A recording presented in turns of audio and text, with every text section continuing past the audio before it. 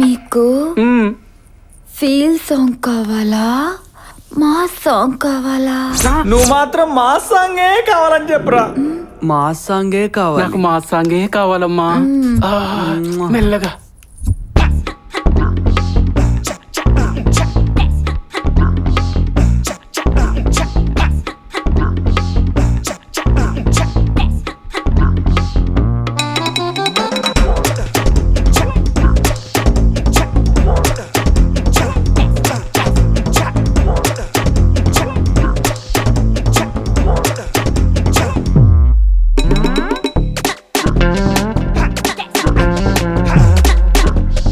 సిను, అరే ప్రసాదం లే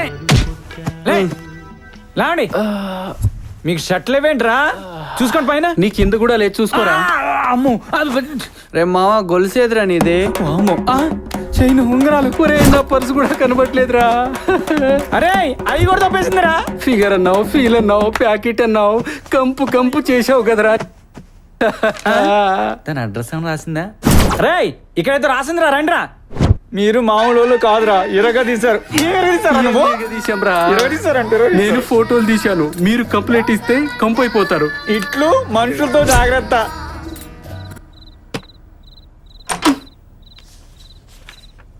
డోర్ ఏంటి లాక్ చేస్తుంది? మేడం గారు ఒక అతనితో రూమ్ లో మీటింగ్ లో ఉన్నారు. వాళ్ళు బయటకు వచ్చేంత వరకు మేము వెయిట్ చేయాల్సిందే.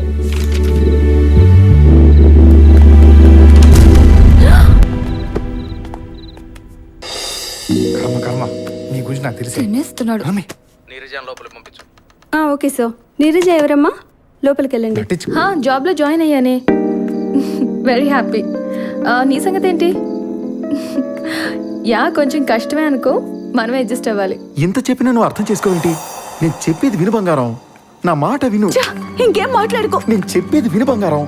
నేను ప్రెగ్నెంట్ అని చెప్పాను కదా. కానీ ఇంత ఇమీడియట్ గా మా వాళ్ళు నేను ఒప్పించలేను. నన్ను పెళ్లి చేసుకోవడానికి మీ వాళ్ళు ఒప్పుకోపోవడానికి ఏంటి సంబంధం? అది కాదు బంగారం, నేను ఎవరైనా మంచి డాక్టర్ దగ్గరికి తీసుకెళ్ళి నేను అబార్షన్ చేయిస్తాను. నా మాట విను. ఇప్పుడు 6 నెలరా వెధవా. అయితే ఏ?